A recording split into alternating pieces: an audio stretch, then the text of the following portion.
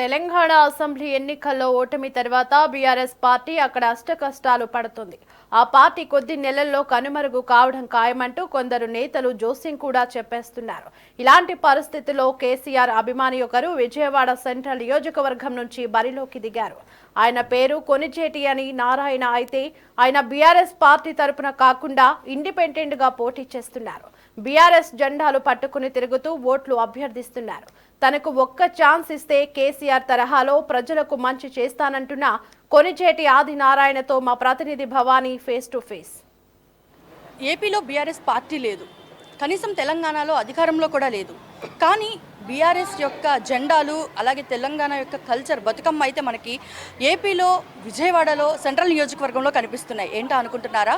కేసీఆర్ యొక్క అభిమాని సెంట్రల్ నియోజకవర్గం నుండి బీఆర్ఎస్ పార్టీని ముందుకు తీసుకొని వెళ్ళాలి అన్న ప్రోద్బలంతో ఒక ఇండిపెండెంట్ అభ్యర్థిగా కార్కి కొంచెం దగ్గరగా ఉండేటువంటి రోడ్ రోలర్ గుర్తుతో తనైతే నామినేషన్ వేసి ఎన్నికల్లో అయితే పోటీ చేయబోతున్నారు. సార్, ఎలా అనిపిస్తుంది? ఏపీలో అసలు బీఆర్ఎస్ పార్టీ కూడా లేదు, అసలు కేసీఆర్ ఊసే కూడా లేదు, ఎక్కడ ఫోటోలు కూడా లేవు. అలాంటిది ఇంకా అందులో తెలంగాణలో కూడా అధికారంలో లేదు. అయినప్పటికీ మీరు కేసీఆర్ యొక్క అభిమాని అంటున్నారు, పార్టీని ముందుకు తీసుకొని వెళ్తానంటున్నారు, ఒక ఇండిపెండెంట్ అభ్యర్థిగా కూడా పోటీ చేయబోతున్నారు.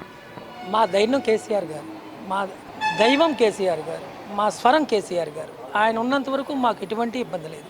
ఆయన తీసుకున్నటువంటి సంక్షేమ కార్యక్రమాలు ఇవాళ ఎన్నో నెలలు కాల ప్రతిపక్షంలోకి వచ్చి మేము 3 నెలలు అయింది. కానీ ఇవాళ తెలంగాణ ప్రజలు అక్కడ కూడా ఎందుకు ఈ కాంగ్రెస్ పార్టీకి ఓటేస్తాం? ఇవాళ వాళ్ళ పరిస్థితి ఏంటి? అక్కడ ఉన్న ఉచితాల పరిస్థితి ఇవ్వలేక వాళ్ళు 100 డేస్లో మొత్తం పూర్తి చేసి ఇస్తా ఉన్నారు. ఇవాళ ఏ ఒక్క కార్యక్రమం జరగట్లా. అక్కడ ఉచిత బస్సు అనేది ఒక్కటి తప్ప మహిళలకి, దానికి కూడా ఒక్క ఫస్ట్ నెల మాత్రమే ఇచ్చారు. మిగతా ఏ నెల కూడా అమౌంట్ ఇవ్వాలి ఆర్టీసీకి. గతం ఉమ్మడి ఆంధ్రప్రదేశ్లో ఎట్లయితే ఉందో ఇప్పుడు ఆంధ్రప్రదేశ్లో కేసీఆర్ గారిని అభిమానించే వాళ్ళు కూడా ఆంధ్ర నాయకులే. అంటే ఇప్పుడు బీఆర్ఎస్ని పూర్తిగా భారత్ రాష్ట్ర సమితిని తీసేసి తెలంగాణ రాష్ట్ర సమితిగా కూడా మార్చాలని ఒకానొక సమయంలో కేసీఆర్ నిర్ణయం తీసుకున్నారు.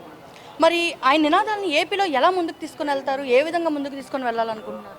ఒక ప్రాంతీయ పార్టీగా ఉన్నప్పుడే తెలంగాణలో ఆంధ్రప్రదేశ్లో పోటీ చేసింది.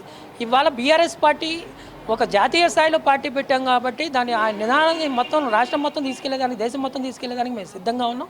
ఉమ్మడి ఆంధ్రప్రదేశ్లో కూడా టీఆర్ఎస్ పార్టీ పోటీ చేసింది.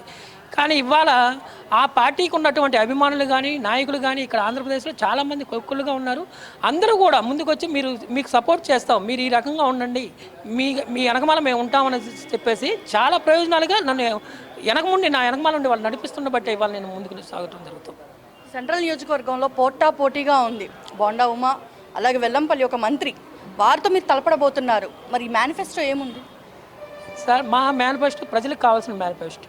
ప్రజలు ఏదైతే ఇవ్వాలనుకుంటున్నారో వాళ్ళిద్దరిని ఒక టైం చూశారు. కేసీఆర్ గారిని, కేటీఆర్ గారు అడుగుజాడల్లో నడుస్తున్నటువంటి ఆదినారాయణని ఒక్కసారి చూడండి.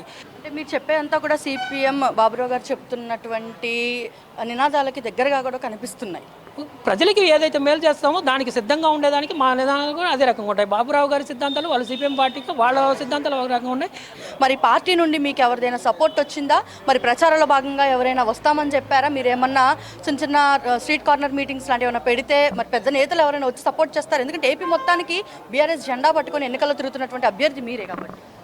కంపల్సరీ మేడం, వాళ్ళు పైనుంచి పూర్తిగా సపోర్ట్ ఉంటేనే నా జెండా పట్టుకెళ్తారు. మిగతాలు ఎవరు అనేది అది పట్టుకోలేరు.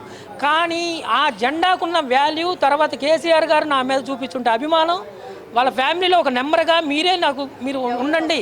కేటీఆర్ గారు కంపల్సరీ తీసుకొచ్చేదానికి పూర్తిగా అవకాశాలు ఉన్నాయని వాళ్ళ పోచుబలంతోనే నేను ముందుకెళ్తున్నాను అనేది కూడా మరొకసారి చెప్పుకుంటున్నాను. సెంట్రల్ ప్రజానికానికి కూడా నేను చెప్తున్నాను.